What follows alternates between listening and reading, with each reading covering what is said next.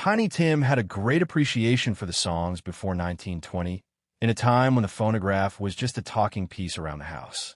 He was one of the strangest yet most unforgettable performers in music history. With his eerie falsetto, quirky persona, and signature ukulele, Tiny Tim became an overnight sensation.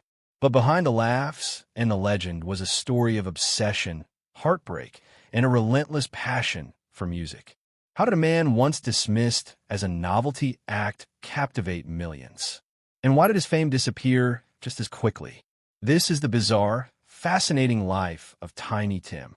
Tiny Tim, born Herbert Cowrie on April 12, 1932, in Manhattan, New York City, was the son of immigrant parents. His father, Boutros Cowrie, was a Lebanese textile worker from Beirut, and his mother, Tilly Staff, was a Polish-Jewish garment worker who immigrated in 1914. They raised him in Washington Heights. From an early age, Tiny Tim was drawn to music rather than traditional childhood pastimes. At 5, he became mesmerized by a gramophone record of Beautiful Ohio by Henry Burr, playing it incessantly. By 6, he had picked up the guitar, later developing a passion for the ukulele after hearing Arthur Godfrey on the radio. His fascination with early American music led him to spend hours at the New York Public Library studying old phonograph records and sheet music. Struggling academically, Tiny Tim dropped out of George Washington High School and took on odd jobs while pursuing his musical aspirations. He performed under various stage names, including Larry Love, Derry Dover, and Sir Timothy Timms.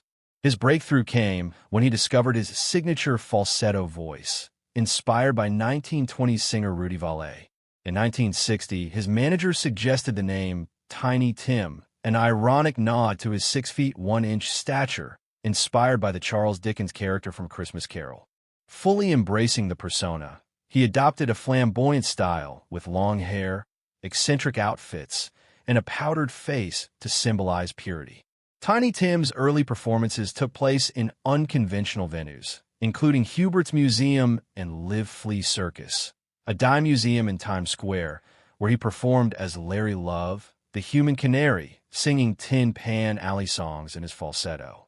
Though initially considered a novelty act, he honed his ability to captivate audiences. By the early 1960s, he moved to Greenwich Village, performing in folk clubs such as Café Wa and Page 3, a lesbian-run venue where he built a loyal following. Despite industry skepticism, his talent was undeniable. In February 1968, he landed a spot on Rowan and Martin's Laugh-In. His unexpected performance of Tiptoe Through the Tulips captivated audiences, making him an overnight sensation. Following his television breakthrough, Tiny Tim signed with Reprise Records and released his debut album, God Bless Tiny Tim, in April 1968. The album, blending Tin Pan Alley tunes with original compositions, produced the Billboard hit Tiptoe Through the Tulips, which reached number 17. His remarkable vocal range, shifting between falsetto and baritone, added to his growing appeal. He soon made appearances on major television programs, including The Ed Sullivan Show, The Jackie Gleason Show, and The Tonight Show starring Johnny Carson.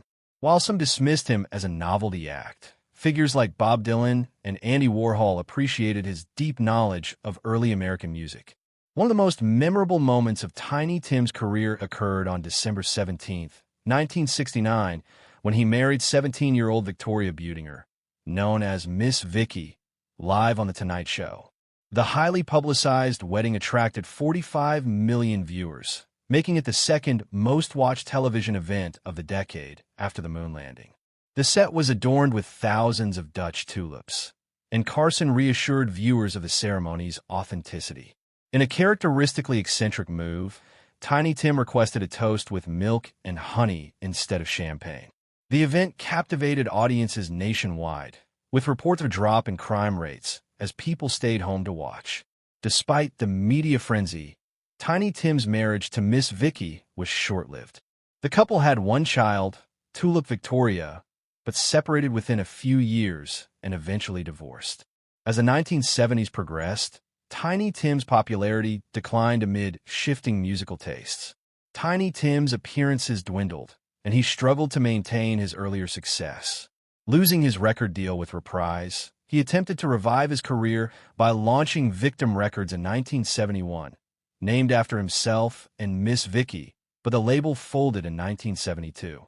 He later started another label, Toilet Records, reflecting his frustrations, but his career continued to wane.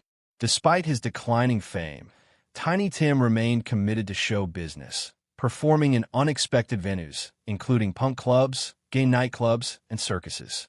He joined Roy Ryden's Vaudeville Revue, a traveling show featuring forgotten stars, and found an unlikely following in the punk scene, where his eccentricity resonated.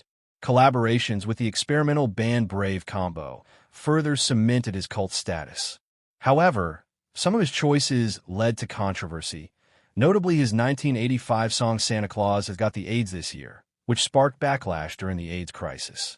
Tiny Tim's personal life was filled with peculiar habits. Obsessed with cleanliness, he showered up to 6 times a day and used only disposable paper towels. He brushed his teeth 4 times daily with a mix of 3 different toothpaste brands, believing it enhanced their shine. His extravagant spending included purchasing makeup simply to admire its beauty. His managers often criticized his financial decisions, but he followed his own rules, detached from conventional reality. He married twice more after Miss Vicky. In 1984, he wed Jan Allweiss, but the marriage lasted only 6 months. His third marriage, to Susan Marie Gardner in 1995, endured until his death. Despite health concerns, he refused to stop performing. In September 1996, he collapsed on stage during a ukulele festival but ignored medical advice. On November 30th, 1996, while performing at a benefit concert in Minneapolis, he struggled through Tiptoe Through the Tulips before collapsing. Rushed to the hospital, he was pronounced dead at 11:20 p.m. His wife, Susan, later stated that his last moments were peaceful and that he died to the sound of applause. Tiny Tim's legacy remains as unique and enduring as his career. His rendition of Tiptoe Through the Tulips transformed the 1929 love song into something whimsical, bizarre, and later unsettling. The song found new life in horror cinema, most notably in Insidious, 2010, where it created an eerie contrast to supernatural horror. Through his eccentric persona, nostalgic song choices, and deep passion for early American music, Tiny Tim left an indelible mark on entertainment. Though his mainstream fame faded, his influence persisted, ensuring that his name and his signature falsetto would never be forgotten.